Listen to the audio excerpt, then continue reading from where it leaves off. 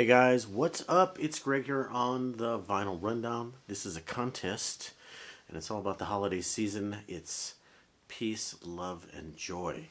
And this is a contest for a new channel named Comic Rhema. And this is a channel I've been supporting and watching for, I don't know, a few months.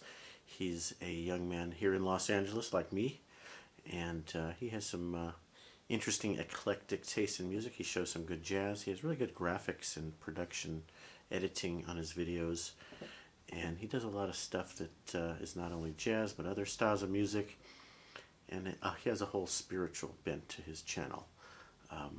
He talks about theology and stuff like that, and shows some religious records in addition to jazz and pop and rock and everything else. So in keeping with the spirit of the holidays and spirituality, I'm going to try to make my video kind of slanted to that way of thinking. I'm not known as a super spiritual person. Maybe I should be a little more spiritual, and maybe this time of year I will start thinking in that direction. So, peace, love, and joy, and comic books, which I know nothing about. So, peace on earth. George Harrison, by far the most spiritual of the Beatles, and maybe one of the most spiritual people in all of rock music. This album is called Living in the Material World, which is where we are now, but someday we may live or exist on another plane. The first the first song on here is called Give Me Love, Give Me Peace on Earth.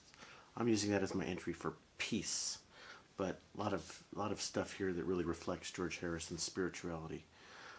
Let's see. The Lord loves the one, the day the world gets around, the light that has lighted the world.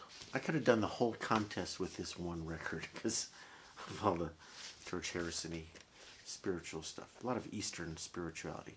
This is a picture of Kirlian photography. You guys ever heard of that? It's supposed to take a picture of your inner soul or your aura or something. Anyway, give me peace. Give me love, give me peace on earth. That is number one, peace. How about love? Have there been any songs written about love? Let me think. Yes, there have. Let's take that another direction. Instead of romantic love, let's talk about spiritual love. And I will be the first to show this on the contest, the most spiritual album in all of jazz. It's not a regular love, it is a love supreme. That's what this album is about, John Coltrane. It is the love of the great spiritual being in the sky. That's what this album's about. John Coltrane, Love Supreme. And right in the liner notes, he gets right into, Dear listener, all praise be to God, to whom all praise is due, etc. Kind of a prayer there. Oh, there's a prayer also. So, Tavis, Vinyl Talk with Tavis, got a copy of this record that somebody sent him a couple months ago, and he wasn't really familiar with it, and he wasn't necessarily a big fan of Coltrane. But I mentioned in the comments, this is the most spiritual album in all of jazz. And then he listened to it. Then he did a video of like this epiphany that he had. He's like, I get it now. I get why this record is so important to jazz fans. So that's all I got to say about love at this point, people. How about joy? Joy turned out to be easier than I thought. I thought joy was going to be tough to do, but I came up with some joy for you. How about, the song Joy to the World by Three Dog Night? That was a huge hit. Jeremiah Was a Bullfrog. That actually was written by a country artist named Hoyt Axton. And I don't know if he had a hit with it, but that's certainly one of his biggest claims to fame, is that he wrote some hit songs, including Joy to the World.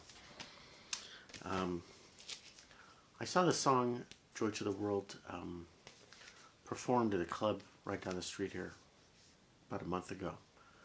And the guy performing it said he co-wrote that song with Hoyt Axton, and then I guess they had some kind of falling out. I can't remember the guy's name. I will look it up. He plays at a little club here all the time. Joy. The most famous song about joy is, of course, Wilco. This just came out. Ode to Joy by Wilco. We're getting a shadow here. What's the deal there? And this just came out. As you know, my wife is a giant Wilco fan. This is on pink vinyl. Ode to Joy, but that name has been used elsewhere. In fact, have you guys heard of Ode to Joy? Beethoven. Do I got to pull Beethoven out? Beethoven's Ninth Symphony, the fourth movement of Beethoven's Ninth Symphony, is the Ode to Joy. Excuse me. And he has that's sung to a famous poem by Friedrich Schiller, some German poem guy, called the Ode to Joy. The Ode to Joy in Beethoven's Ninth Symphony is considered by some critics and historians the greatest symphony of all time, the greatest piece of classical music of all time, etc., etc. And actually the European Union now uses Ode to Joy as their national anthem, even though they're not a nation. Their union anthem, if you want to call it that. And do you guys know what Ode to Joy sounds like? Let's see if we can crank it out for you. Let's see. Give me a second here. Okay, here we go. Ode to Joy.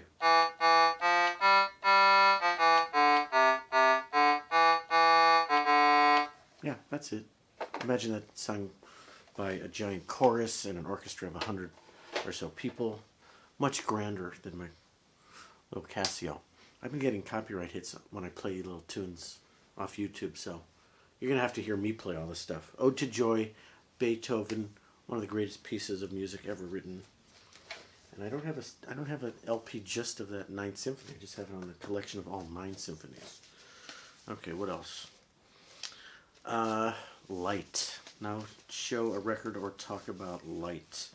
How many kinds of light do you think we can show? Is one kind enough? I'm going to hit you with 9 kinds of light. 9 kinds of light is probably the most famous record by a group called TV on the Radio. And this is one of the younger, hipper records in my collection, because most of my records are old for old people, but 9 Types of Light is kind of TV on the Radio, kind of a very hip, indie, soulful, artsy band from New York. And there is no song called 9 Types of Light, but they did release a full-length feature film called 9 Types of Light when this came out. So they took a music video from all 10 songs, took 10 different music videos by 10 creative visual artists, and then they kind of cut them together with some other interviews of people in New York. So check out the video, hour-long video, 9 Types of Light, or the record, 9 Types of Light. And you see light kind of reflecting and off different shapes here, so that's what that's about. Okay, I got more light for you. Don't worry. What does this have to do with light? Is light mentioned on here? 2001 Space Odyssey by Stanley Kubrick, one of the most famous movies of all time.